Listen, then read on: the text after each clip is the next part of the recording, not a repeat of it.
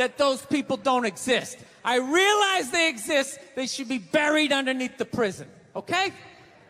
So if I can admit that, ladies, can you at least admit that every ass kicking doesn't just fall out of the fucking sky? Really? Even hockey has 2 minutes for instigating, right? They understand that some back and forth happened before that shit, you know? You know what it is? It's every case is handled like that Rihanna one, where they just say, the guy's a piece of shit, fuck this guy, blah, blah, blah, send him to jail, and then they never ask anything about that. You know, I'm not saying he should have done it, but I'm just saying. Dude, in your heart of hearts, what do you think was going down before that happened? You think she was just sitting there going, oh my God, Baskin Robbins, you want to get some ice cream? And he fucking...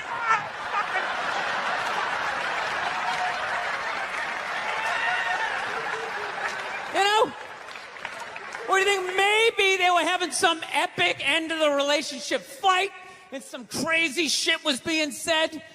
Maybe she was screaming in his ears some crazy female shit like, go fuck all your friends, I don't give a fuck! Maybe that's why I sell more albums than you, motherfucker! Right? To be fair, she could have just been sitting there going, I need a tissue. Do you keep those in the glove box? Oh my God, I'll bring my out! Now, fuck that, because you know what it is? They never address how women argue, which I think is a core of a lot of that shit. You know? And I got to tell you something, man. Like, I never knew how women argued.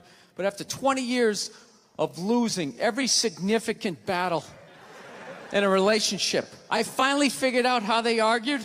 I'm going to tell you something. I'm starting to turn this franchise around. I have begun a winning tradition. This is how they argue, as far as I can tell. All right? If they're right, they argue the point. And they stay on point and make sure you stay on point until you're down on your knees, apologizing, begging for forgiveness. All right? No problem with that. Totally respect it. But here's the thing. If they're wrong, they go rogue. They go off-road. They start thinking of shit you're sensitive about. Maybe you don't get along with your dad. And in their head, they just start concocting this evil statement. Totally designed, this desperate Hail Mary attempt to make you so fucking mad, you just call him a cunt. That's what it is. And cunt trumps all the bullshit they did to start the argument. Now it's not about that. Well, that's no reason to call me a cunt. And then that's it. You're in this room now, right? And they won't hook up with you for a couple of days. Who cares? Who cares? You rub one out. Rub one out like a man. It's the champagne of victory.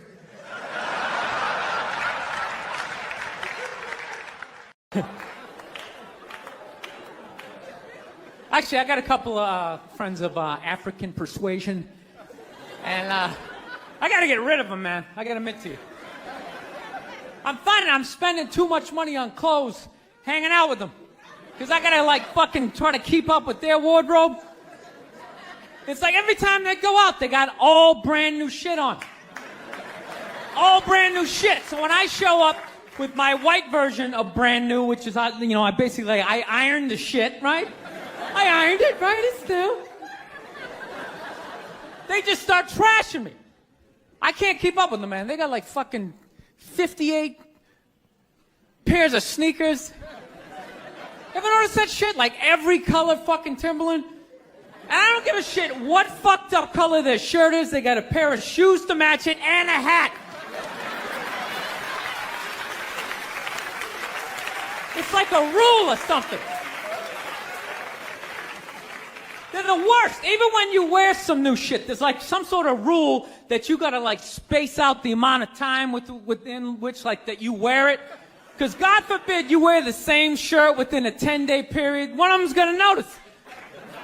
All of a sudden just look at you funny like, this motherfucker's got the same shit he had on last Tuesday. And then the whole car's like, oh shit! Then everybody just starts making fun of your fucking clothes. First they do the math, like, what was that, 5 days ago? 5 days? This motherfucker got 5 shirts! He got 5 shirts! They start breaking it down. Yo, his first shirt be saying Monday, next shirt be saying Tuesday. Yo, on the weekend, he ain't be wearing no shirt.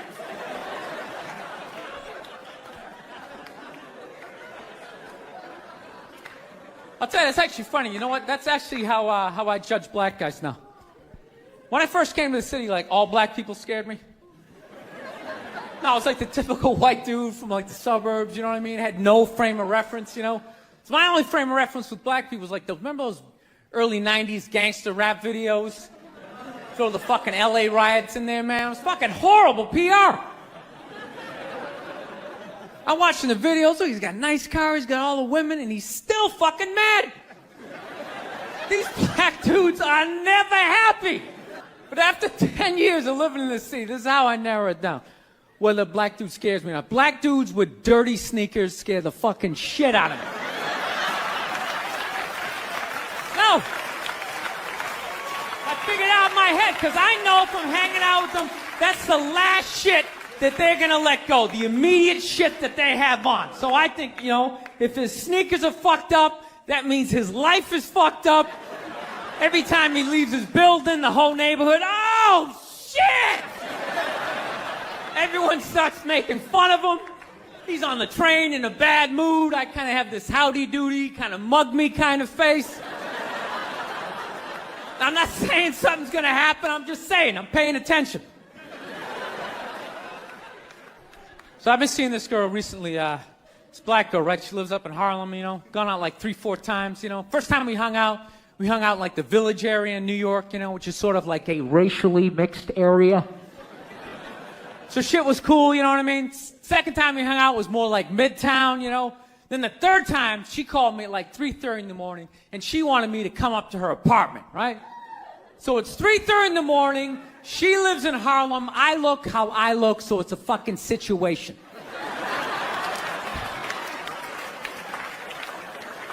Yeah, because you know the deal, right?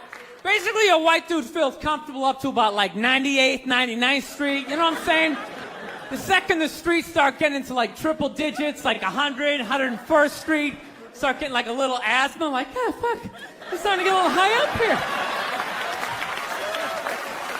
You feel that little tightness in your chest? Can you feel that? 106th Street, you're like leaning on shit like, dude, where'd all the cabs go? How come there's no taxis up here? Dude, what's a bodega? I don't know what that is. Let's get the fuck out of here. So I'm praying to God she's going to tell me to take the subway, get off at like 105th Street, 103rd, you know, which is like the first stop in Harlem where I can still look over my shoulder and see like all the white people like disappearing over the horizon, you know?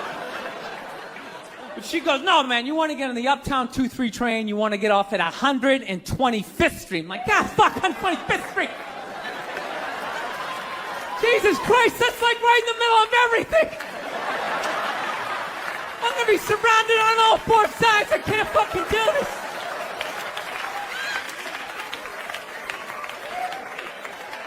So, at this point, I'm really trying to hide like the bitchy tone that's starting to creep into my voice, you know? And I'm trying to ask for really specific directions for when I get up there, because I want to know exactly where I'm going.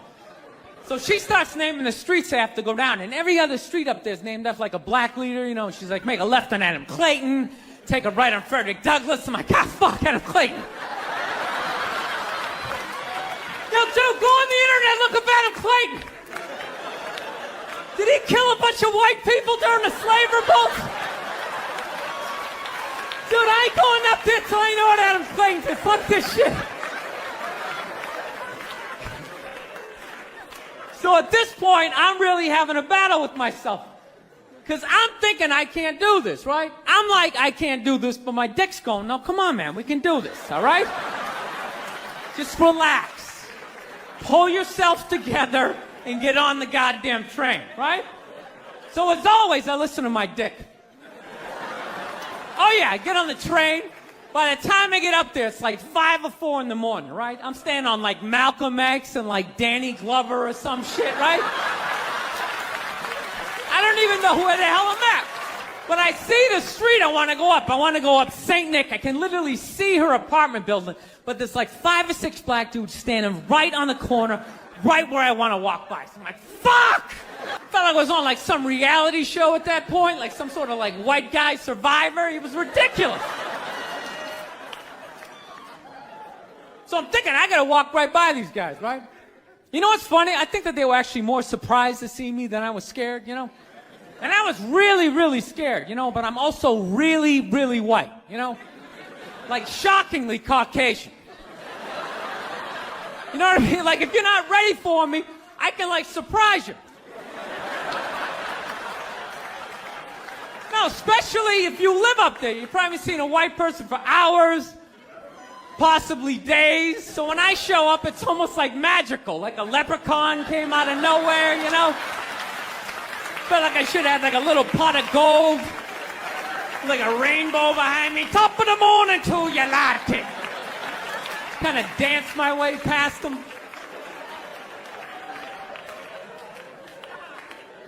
But it's been going all right.